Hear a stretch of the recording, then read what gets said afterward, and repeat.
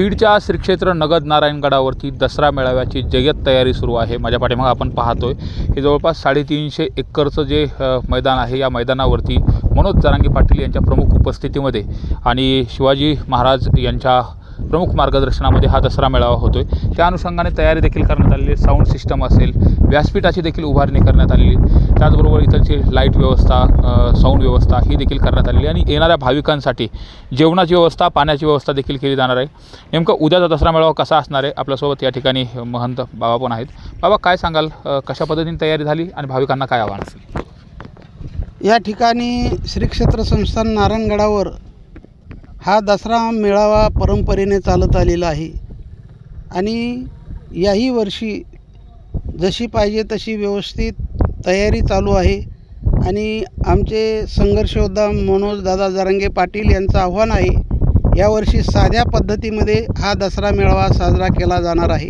कारण पूरग्रस्त शेतकरी मंडळी प्रतिकूल वातावरणामध्ये आहेत, सर्व अडचणीमध्ये आहेत। यासाठी कोण्या समाजावर दबाव न आणता सर्व नारायणगड हा काही 2 पैशाचा भार सहन करील।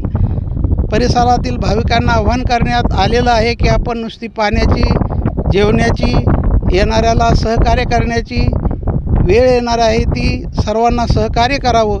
आणि या ठिकाणी हा दसरा मेळावा परंपरेने चालत आलेला आहे, सर्व जाती धर्माला धरून चालणारा हा गड आहे आणि म्हणून या ठिकाणी दसरा मेळावा हेच वेळ निवडलेली, याचं कारण हे 3.5 मुहूर्तापैकी एक मुहूर्त आहे आणि सर्व समाज संघटित करून एकमेकाला प्रेमाची देवाणघेवाण करणं हाच खरा एकमेकावर परोपकार आहे। सर्व जाती धर्माला घेऊन चालणं हीच आमची या परमार्थिक अनुभूती आहे आणि म्हणून हे सोनं लुटायच्या दसऱ्याच्या दिवशी सर्वांना सुख, शांती, समाधान प्राप्त हो, हा नगद नारायणाचा आशीर्वाद। सर्वांना आव्हान आहे की या दसरा मेळाव्यासाठी सर्वांनी हजर होणे। महंतांनी आव्हान केले, आपल्यासोबत मराठा समन्वयक सुद्धा आहेत। काय सांगाल, कशी तयारी झाली आणि किती संख्येने लोक येतील उद्या? हा दसरा मेळावा धाकटी पंढरी श्री क्षेत्र नारायणगड येथे होतोय आणि याला एक वेगळी पार्श्वभूमी आहे। यावर्षी ओला दुष्काळ पडला आहे, शेतकऱ्याचं अतोनात नुकसान झालं आहे, शेतकरी अत्यंत हवाल दिले, सरकारच्या मदतीच्या प्रतीक्षेत आहे। या पार्श्वभूमीवर मनोजदादा काय बोलतील, बाबा इथून काय संदेश देतील, तसं पाहता बाबांनी एक आदर्श उत्तम उदाहरण घालून दिलं आहे की या गडाच्या मेळाव्याच्या खर्चासाठी लोक इथं मोठी देणगी देत असतात, परंतु यावर्षी ही देणगी न घेता ती देणगी थेट शेतकऱ्याला गेली पाहिजे, हा निर्णय बाबांनी केला आणि या दसरा मेळाव्याचा खर्च नारायणगड उचलणार असं बाबांनी जाहीर केलं आणि हे मनोजदादाला सुद्धा अभिप्रेत होतं। म्हणून हा दसरा मेळावा यंदा साध्या पद्धतीने होतोय। साध्या पद्धतीनं करत असताना इथं येणारा प्रत्येक भाविक विचाराची एक विचाराचं सोनं लुटायला येतोय, विचाराच्या सोनं लुटून इथून एक वेगळा विचार घेऊन जाणार आहे आणि यासाठी इथं मोठ्या संख्येनं भाविक भक्त आणि बांधव येणार आहेत। तसेच मुंबईमधलं आंदोलन झालं, त्या आंदोलनानंतर हैदराबाद गॅजेट देखील लागू झालं, तर तो एक कुठला अँगल आहे का? तर विजयदशमी दसरा मेळावा म्हटलं जातं, तर हा काय विजयोत्सव देखील असतो? नाही, हा मेळावा असतो दसऱ्याचा। दसरा म्हणजे विजयादशमी आणि विजय, त्याच्यात विजय महत्त्वाचा असतो, तर वाईटावर चांगल्याचा विजय, असत्याकडून सत्याचा विजय, अशा पद्धतीनं दसरा मेळावा होत असतो आणि विचाराचं सोनं, सकारात्मक विचाराचं सोनं लुटण्यासाठी सगळे भाविक, सगळे बांधव येत असतात। मुंबईला आपल्याहून बघितलं, हैदराबाद गॅजेटची अंमलबजावणी झाली, परंतु त्याचे प्रत्यक्ष फायदा किती झाला आहे, प्रत्यक्ष किती बांधवाला आरक्षणाचा फायदा झाला, या विषयावर सुद्धा मनोजदादा उद्या भाष्य करणार आहेत।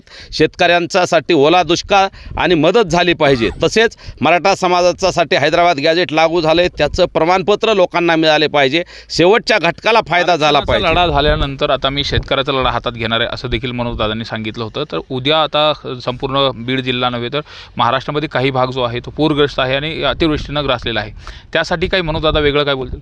नक्कीच वेगळं बोलणार आहेत. शेतकऱ्याला दिलासा देणारं, शेतकऱ्याला सरकारनं मदत दिली पाहिजे या विषयावर मनोजदादा नक्की बोलणार आहेत. आणि मनोजदादाने 2-3 दिवसापूर्वी सांगितलं आहे, सगळ्या मराठा बांधवांनी, मराठा सेवकांनी शेतकऱ्याला मदत करा, शेतकऱ्याच्या बांधाव जा.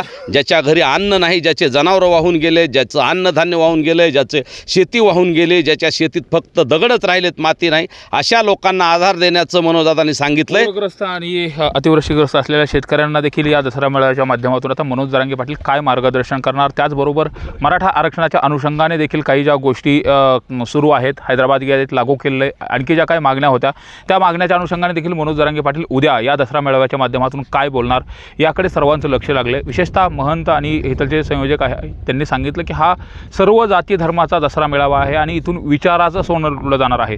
त्यामुळे साहजिकच उद्याच्या या दसरा मेळाव्याच्या माध्यमातून मनोज जरांगे पाटील काय बोलणार, महंत देखील काय बोलणार याकडे सर्व राज्याचं लक्ष लागले.